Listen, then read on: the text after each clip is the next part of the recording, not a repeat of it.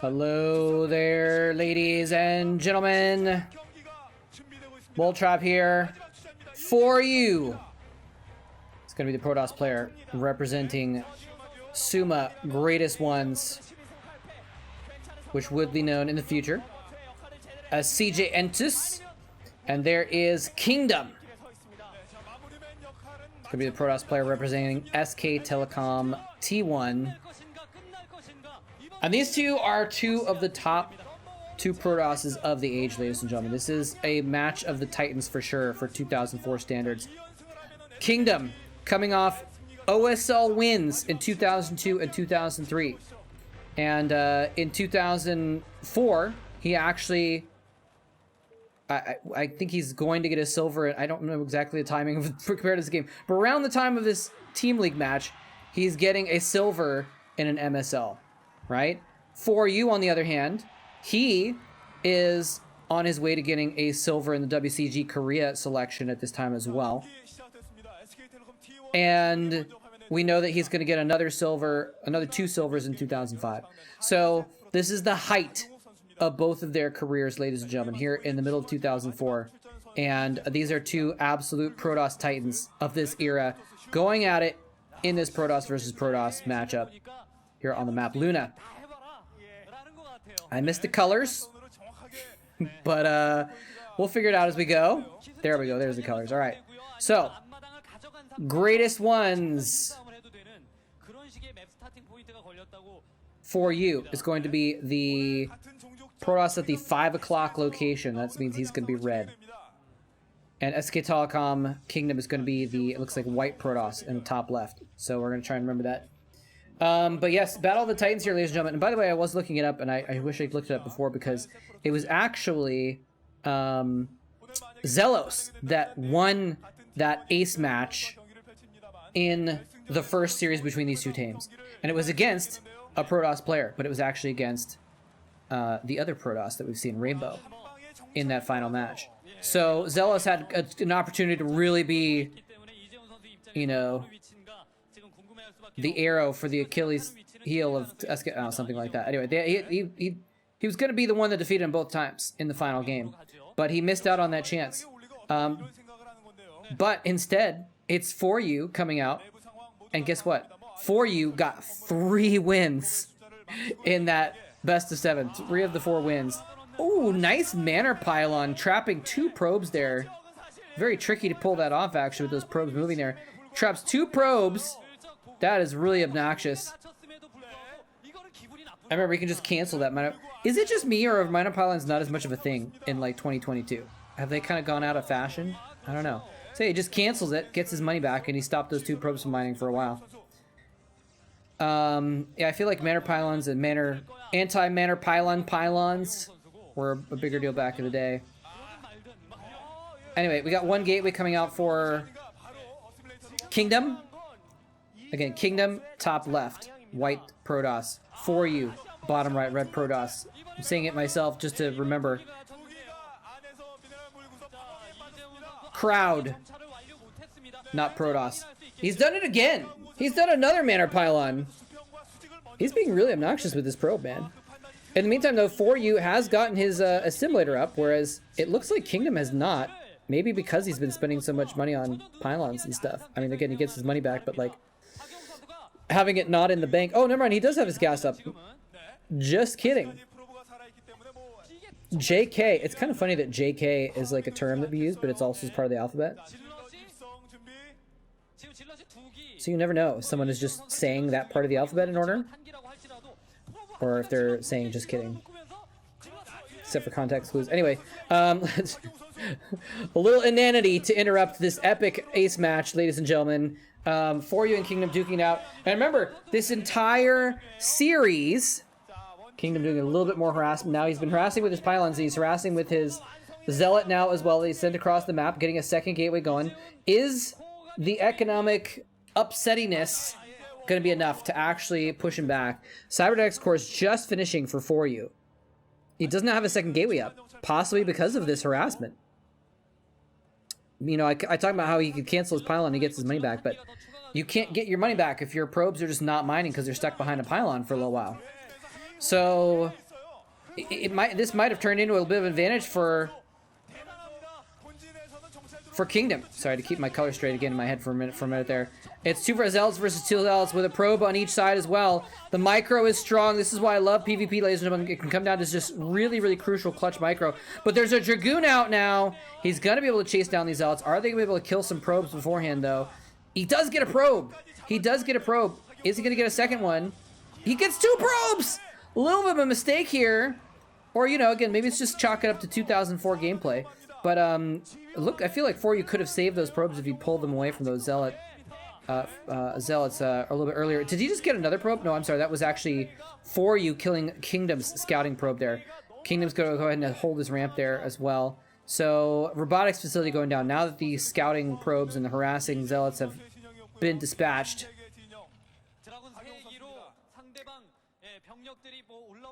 It's interesting that dispatch means to get rid of, but it also means to like deploy something. Like you can say he dispatched his Dragoons to the enemy territory, but then they were dispatched by the enemy.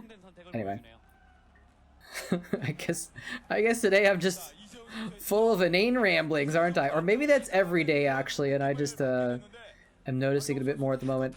Anyway, yeah, I didn't even have time. There was so much craziness going there. I didn't have time to cover it again. But just real quick, this is once again on MBCGame Luna. This is not the MBCGame version of Luna, but it's the only version of Luna I could find, or one of the only versions that we could find. Oh, cool audience shot. Where you have your ramp, it's a very decent ramp, and then you've got the natural expansion that's pretty wide open. Especially in a PvP, it's going to be a little bit hard to hold. But again, usually in PvP, you're not using buildings to build a wall for your expansion anyways. You want a nice wide arc. So in a way, actually, in PvP, a wide open choke for your natural expansion is actually better. It's actually easier to defend because then you can set up the widest possible arc of Dragoons to prevent enemy Dragoons from pushing in and doing damage. You get the better rate of fire, better surface area of damage. It looks like fOru pushing across the map here. Kingdom caught a little bit off guard, taking some free damage onto one of his Dragoons. Looks like he's going to lose a Dragoon. He does chase it down. This is actually could be very bad. If he loses a second Dragoon, it's going to put him in a major disadvantage. He already seems to have a little bit less forces, and losing more will just open up that gap even more. In the meantime, though, actually fOru expanding off of this. He looks like he's gotten observers as well. Both players going for observatories. Shuttle popping out for Kingdom. What's it going to be for? Probably for moving units through the air to drop them on another location. Very likely he's going to get a robotic support bay, as we see Kingdom's doing that, and there's the robotic support bay going down for... I'm sorry, that's Kingdom is white. fOru has it as well, though. fOru is a little bit ahead, actually significantly ahead. He's ahead in his expansion. He's ahead in his robotic support bay. I mean, remember, if this looks like it's leaning towards... Now, the game is still yet early. And we don't know if, you know, he could get caught by using this expansion. He may not have the forces on the ground to actually deal with it. I don't think he's going to get punished, though. Because Kingdom only has the 2 gateways. And the robotics bay, he's waiting for the Reaver. But his Reaver's actually going to be behind. He's trying to push in here with a little bit of extra Dragoons, perhaps. But he doesn't have quite the same angle. There's a nice pylon warping in there as well. He's actually warping in a second pylon just to be a distraction to try and soak up damage. Some of the Dragoons are hitting the warping pylon. That's exactly the purpose of it, soaking up damage. So his Dragoons get more damage down, but it looks like he's going to be chased back regardless. And he's getting chased back into his expansion. He's forced to pull probes off of that newly mining base. That might be enough meat to put in front of the potatoes of the Dragoons to actually push back Kingdom here, but it is going to be close now. Kingdom does have a Reaver about to pop out. He's already got that shuttle, but it's going to be a long ways across the map to actually take it there. In the meantime, again, with the robotic support bay coming up earlier, fOru actually has his Reaver out already. Can he kill enough Dragoons before the Reaver gets in play? The Reaver drops down and he immediately falls back. He knows exactly what was in that shuttle, and he does not want to deal with it just yet. Not until he has his own one. Wait, what is it? Did the building get canceled there? That's interesting. Where's the shuttle? Shuttle's kind of off in the top left. That's a little bit of a strange spot for that shuttle. I guess he wanted to hide it from observers, but now it's not next to the robotics support bay, or into the robotics facility, so he can't quite pick up that Reaver. Anyway, I want to remind you again real quick. This is traded back and forth. Every single game, I know it's just a pattern, doesn't necessarily mean anything, but it's interesting to note that every single player that has won has immediately lost the next game, and Kingdom is the one who just previously won the game. fOru had 3 kills against SK Telecom before in the previous series that they played in the winners bracket finals. None of them were against Kingdom, but it's just interesting to point out that, you know, this just really is looking good for fOru in several ways. But he did just lose some Dragoons and lost some ground. He's kind of pinned in his base, and he's gotten his expansion up in mining. He seems to have held with that Reaver. It was very dicey. It's still a little bit dicey because it looks like Kingdom does have several more Dragoons, maybe 3 or 4 extra Dragoons. He's bringing his, it looks like he waited for 2 Reavers. So he's bringing his 2 Reavers to bear on this as well. So he wanted to wait, get 2 Reavers, and now he's pushing across the map. And now that he's got this timing with all these Dragoons and the 2 Reavers as well, he's going to expand behind this. So even if he doesn't win outright from this, he still can theoretically have an advantage in the game. But he's going to try and drop the Reavers. Oh, this could be very dangerous. The shuttle is on. Oh no, what is he doing?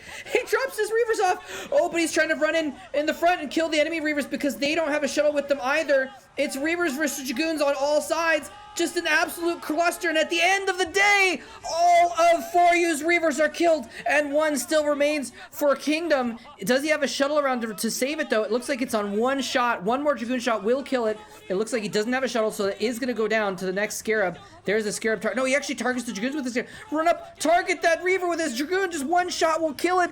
Instead, he's forced to fall back. There is a shield battery there to heal his Reaver, but it runs out of juice, and he's not able to continue healing it, so Kingdom is able to kill off that extra Reaver that was there. He had the shuttle as well. I think the shuttle went down too. Finally, he does target that second Reaver. Finally, fOru targets Kingdom's second Reaver that was just crawling around with 1 hit point with no shuttle, and is able to kill it off as well. Oh, the shield battery's unpowered! It's actually unpowered because he killed the pylon that was in front that was actually powering it. That's what happened there. Wow. So some just nuts, crazy trades right there. I thought that was a bit of a blunder by Kingdom by dropping off his Reavers just with no support right within range for the enemy Dragoons to target him, but it was just a little bit of an awkward position to go south instead of, he was set up as like a left to right arc, and instead he had to go south, so he couldn't quite collapse on those Dragoons quick enough. And when he did collapse south onto those Reavers, Kingdom, genius move, moved inwards as well to collapse onto his Reavers, and his shuttle was not there to protect them. So the trades ended up going as well as they could for Kingdom. He just had more Dragoons as well, and so he was able to push that advantage, but that looked really dicey. If he just really quick had his shuttle popped and lost both his Reavers, that's game over, I think. And fOru wins the game and the match and the series. But instead, it's turning into a longer ball game. And, you know, he did end up losing some extra Dragoons as well. I need to not stop saying he, because that could refer to either of them. Kingdom lost some more Dragoons as well, so it looks like they're about even at this point. 5 gateways in a row for fOru, pumping out units right now. I think this is going to be a 2-base versus 2-base game. I don't think we're ever going to see a 3rd base in this game. This game is too balanced on a nice edge. It's too combative. I don't think either player is going to have the leeway to push out and get 3rd base, but then again, I'm not a pro gamer in 2004, so I could be wrong. fOru looking calm and composed. Kingdom not looking phased either. Both players feeling confident about their position. Another shuttle coming in here with some Reavers. Could get significant probe kills. The probes are on a run, but that means they're in a clump as well. It looks like this is probably going to dud. Oh, he actually catches a clump of probes there in the back, and he's going to fly right into natural expansion as well, where they're aimed at. He's going to get another Scarab off. Is it going to dud as well? It does dud, but the second... Oh no, the second shot goes off and kills another clump. He just lost like 10 probes total in both of those shots. He did get the shuttle and the Reaver, but losing 10 probes in this situation is actually catastrophic. That could have been, you know, not the killing blow, but the bleeding blow that fOru is going to bleed out from, because now he's 10 probes behind. Kingdom had a little bit of I think a disadvantage in the unit count. And we just saw him getting a 5th gateway, by the way, whereas fOru has been on 5 gateways, but I don't know if he can even utilize all 5 gateways at the moment. Maybe he can if he cuts probes. If he just says, okay, I have to all-in counterattack on this and not continue my econ back, trying to get back to normal. And he does look like he's going to push out again. fOru is going to kind of come out here. He's going to pick off this observer. He's got a good group of Dragoons. She is so distraught about the potential of her team losing, whichever one it is, because it's, like I said, and again, he drops off his Reavers in a spot where they can be easily killed. And fOru does it! He kills them off quickly! There's no Reavers left! And fOru actually has 2 Reavers behind his line. Can he protect them long enough? It's a little bit more Dragoons for Kingdom, but without any Reavers. Why does he keep dropping off his Reavers in the worst spot possible? He's got a little bit of a wall here. He can control this choke point. Maybe he can do enough damage by having a superior position here, but the Reavers are being dropped off in a nice spot to the north, and Kingdom doesn't have enough Dragoons to push in and kill them off quickly enough, so it looks like he's going to be able to push into this expansion. And now, this is interesting that the place on the map where Kingdom is means that his ramp is actually right near this larger choke point, so he can actually defend down the ramp. He needs to pull that Reaver back, though, I think. I think he needs to sacrifice that pylon gateway, pull the Reaver back, make sure the Reaver stays safe, and he's going to hold for the moment. For the moment, he's going to hold. Just by the thinnest of margins. Just by the thinnest of margins. And speaking of thin margins, you can see neither of them has a second, unless Kingdom has gotten, oh, he's just gotten his second assimilator. Neither of them getting a second assimilator because they're just so focused on putting out units right now. They can't afford the extra, you know, a few hundred minerals to get the probes to operate a second assimilator. But now, here we go, fOru trying to push back in to try and even up that economic damage. 1 Scarab hits. He's not even running. He finally runs, but it's too late. Another Scarab hits. Another clump of probes killed off. And that has exactly evened out the amount of probes that he lost back again upon his Kingdom. I say exactly in the loose sense. Not literally exactly, unless you're saying literally in the word that people say literally when they don't actually mean literally, in which case it was literally exactly the same amount of probes. It could have been the exact same amount, actually. I'm not sure. But either way, it looks like he's probably evened things up. We've seen a couple shots of fOru's bases, and he has been pretty low on probes. So I think he has been cutting to just make sure that he's producing enough units. But that counter blow is pretty strong. Now, Kingdom did have enough money. Okay, maybe he's producing some probes. No, we're not seeing any lights on at the production parts of the Nexuses right now. Okay, he's gonna get a free pylon. No, he doesn't even get the free pylon. He's gonna instead lose a free Dragoon. Not the best spot there. These bridges are very, very dangerous. They're very important spots to defend. And so Kingdom is trying to do just that. He's trying to get his defenses in good spots so he can kind of hold on here because he was at a severe disadvantage there. Looks like he's got another shuttle out with another Reaver in it. But fOru never lost it. So I think does he have 2 shuttles now, actually? I think he can harass with one and keep attacking with the other. He's going to go ahead and drop it off, pop off a little Scarab. And, oh, it actually lands on those units. You saw the shield animation hit for several units there. 4 or 5 units, I think. Getting their shields damaged by that Scarab. That could be significant if this next battle comes down to a very, very close micro war. Having no shields on 5 units is a lot of damage, actually. Okay, fOru trying to fall back. He actually drops off his Reaver in a spot, making that the fallback point. He says, I'm going to hold right here. He actually jumps in, grabs that Reaver, pops it back a little bit farther. Kingdom does have 2 more Reavers. He's not putting him in a dumb position this time, so he's going to be able to get some pot shots onto the enemy Zealots as they push forward. The Zealots are maybe the difference here, but instead he does push in a little bit farther. He doesn't quite protect it. This time he does protect his Reaver from another Scarab, but it's going to be so, so close. Kingdom looking like he's coming out ahead. Kingdom is coming out ahead. fOru falling back to his expansion. Does he have enough to deal with this? It's like 10 Dragoons to 2 Dragoons and a handful of Zealots. Their Reavers are about even. If he can snipe that Reaver somehow, he can somehow come back into this, but with only Zealots, he can't do it. He doesn't have anything to kill off the shuttle. Only a single Dragoon. It looks like Kingdom might actually do it here, ladies and gentlemen. Kingdom might be the first person in this series to actually win 2 games in a row. If he does, he will clinch the series and the title. SK Telecom, I think they're going to do it, ladies and gentlemen. SK Telecom lost the first series 3-4 against Greatest Ones, and now they've come back for a comeback victory. The shuttle gets sniped as well. That was, if there was any potential comeback in this game, it was a shuttle with Reavers in it, ladies and gentlemen. The shuttle has been picked off. There's no way he can defend. The expansion goes down. It's going to be a contain. He's just got not enough money to build anything, so he's only making Zealots here. Templar Archives going down now. The Desperation DTs, the DDTs, are what you use when you want to kill bugs and also try and kill your enemy Protoss player, but there's already observers on the map. I don't think this is going to work. I think he's done it, ladies and gentlemen. I think Kingdom is actually going to pull it off. I think he's actually going to win 2 games in a row and actually clinch the series. He's going to break the pattern. Break the pattern for the win. And what are these? Are these probes distance mining? What is going on there? Is he gonna attack with probes and one desperate counterattack or something like that? I think he's distance mining. He's mined out in his main, ladies and gentlemen. You can see on the minimap there's no minerals there. He has to distance mine with those probes. And, I mean, the only possibility right now is for some sort of last-ditch counterattack.